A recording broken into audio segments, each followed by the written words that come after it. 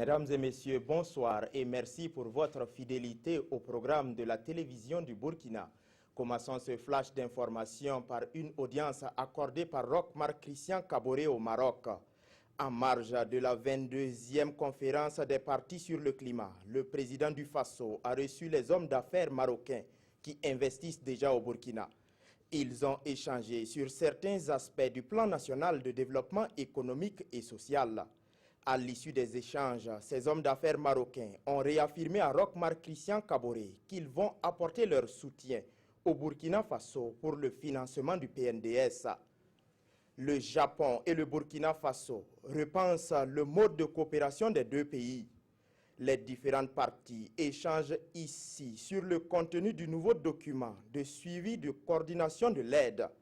Ils vont également évaluer les efforts de chaque acteur dans les différents secteurs de développement où intervient la coopération japonaise.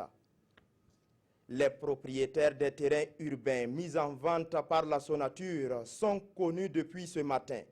Les 421 parcelles de la ville de Ouagadougou ont été tirées au sort devant le public.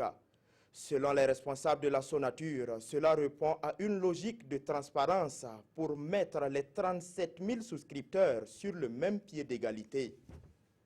Un sit-in de 3 heures observé ce matin au sein du ministère des Enseignements secondaires et supérieurs. Les encadreurs pédagogiques du secondaire dénoncent ce qu'ils qualifient d'injustice salariale créée par la loi 081. À la suite de ce sit-in, ils menacent de cesser toute évaluation si leurs revendications ne sont pas résolues. Pas de hausse du prix du sucre à Bobo-Dioulasso.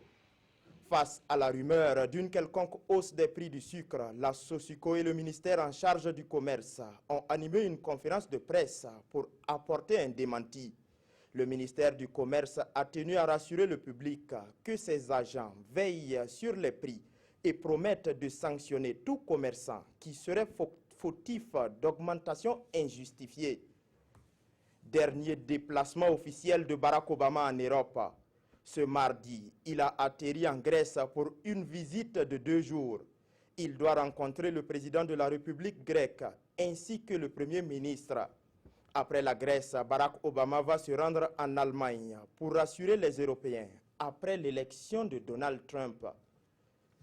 Merci pour votre attention. C'est tout pour ce flash d'information. Nathalie Kaoré vous donne rendez-vous à 20 h. Mais avant, Christine Koulibaly vous retrouve à 19 h.